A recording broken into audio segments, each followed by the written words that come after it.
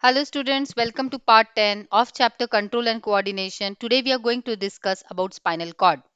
Spinal cord, of course, it is part of central nervous system along with brain. It is the lower extension of medulla oblongata. That is, it is continuing with the medulla oblongata and it is present inside the neural canal of the vertebral column. So if these are the vertebrae and inside the vertebrae there is a canal which is formed because of all the vertebrae, and this canal it is called as the neural canal, and the spinal cord is running through the neural canal. It is protected by meninges similar to that of the brain, and it is having CSF, cerebrospinal fluid, in the central canal. So you can see in the picture, this is the three meninges, the dura mater, the arachnoid and the pia mater, similar to that of the brain. Dura mater outermost, tough, arachnoid made up of reticular tissue, pia mater thin and vascular. And in between here, between the dura mater and arachnoid, there is subdural space. Between arachnoid and pia mater, there is subarachnoid space which is filled with CSF. You can see in this center, this central canal is nothing but the central canal which is filled with CSF. The central region having central canal which is filled with CSF. Spinal cord overall, it is very long, elongated, about 42 to 45 centimeters in length and 2 to 2.5 centimeters in width. It is its anterior part is broader and it tapers towards the posterior end. This posterior end, which is becoming a cone-shaped structure, it is called as conus medullaris, which ends at lumbar vertebra number 1 or lumbar vertebra number 2. And then later it also continues as a thread-like structure. You can see here, this is called as the filum terminale. It has two swellings, one in the cervical region and one in the lumbar region. So cervical and lumbar enlargements or swellings. 31 pairs of spinal nerves, which are mixed nerves, arise from the lateral sides. In the cervical region, there are 8. In the thoracic region, there are 12 pairs. Here, 8 pairs. In the lumbar region, there are 5 pairs. And again, in the sacral region, there are 5 pairs and 1 in the coccygeal. So, 20, 10 and 1, 31. So, all over 31 pairs of mixed spinal nerves are arising from the spinal cord. The bunch of nerves, you can see here, the bunch of nerves are present at the hind region of the spinal cord along with the filum terminale. So this is the filum terminale, and along with this there is these bunch of nerves which are present, and it is appearing like a tail of a horse. So it is called as quada equina. Quada means tail, equina means horse. So it appears like a tail of a horse, horse's tail, quada equina. These words are important. Conus medullaris, the ending of the spinal cord at L1, L2, filum terminal, the thread-like structure proceeding, and quada equina, the bushy tail which is formed at the end because of the nerves. If you see the TS of spinal cord cross section, it is dorsoventrally flattened. You can see here it is flat.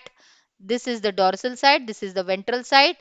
V I'll write here D. So yeah, it is flattened because of the deep narrow posterior fissure, because it is having a posterior fissure, median fissure, which is deep and narrow. It has a deep narrow posterior fissure and a broad anterior fissure. So anterior fissure, it is broader, whereas here on the posterior part it is quite deep. Central canal is present in the center. Look at the picture. This is central canal. This central canal, again, it is surrounded by ependymal cells. And what is the function of ependymal cells? If you remember, secretion of CSF.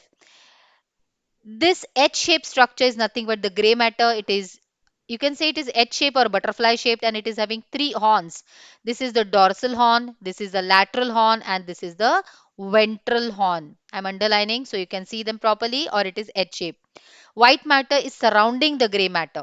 Now, white matter is further divided into four segments which are known as funiculus or white column. You can see here 1, 2, 3 and 4. So these are four regions or four segments which are called as funiculus, or they are called as white columns. Dorsal and ventral horn continue in a tube-like or a bundle of nerve fibers which are called as dorsal and ventral horns. So you can see this is the dorsal part, and the dorsal region, this a tube-like structure is forming on the dorsal part which is called as dorsal horn. This is the ventral horn. So dorsal and ventral horns are present. In the root of the dorsal horn, a ganglia is present over here, and this is called as the dorsal root ganglion. Very, very important. Such type of ganglion is not present in the ventral root, but dorsal root ganglia is present on the dorsal side. Sensory neurons are found in the dorsal root.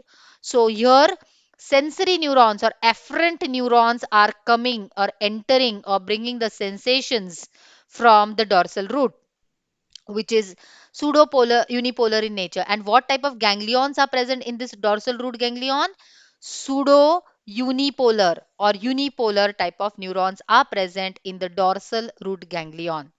Okay, further let us see the association or interneurons are present in the gray matter. So here somewhere the association neurons, also called as the adjuster neurons, they are also called as the interneurons, are present in the gray matter. What is their function?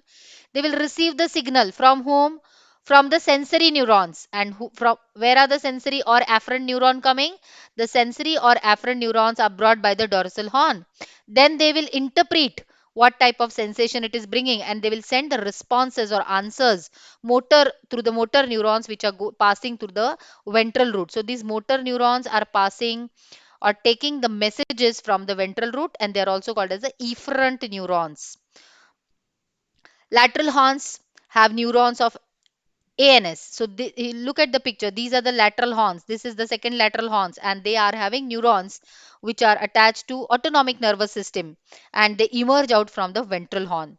White matter. Now, what is present in the white matter? In the white matter, bundles of myelinated nerve fibers, and as myelin sheath is present, it is called as white matter, isn't it? So here internal is gray matter, outside is white matter. What is the function of the spinal cord? Spinal cord, it is acting as a bridge between brain and organs of the body, a connection between the brain and the different organs of the body. It also provides relay path for impulses coming from the brain, and spinal cord regulates and conducts most of the reflex actions. Brain is a very busy organ, it doesn't have that much time, so many of the actions have to be taken suddenly.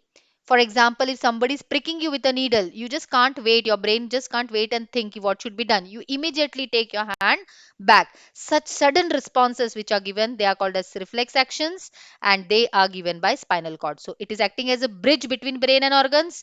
It acts as a relay path for the impulses which are coming from the brain, and plays a very important role in regulating or conducting reflex actions.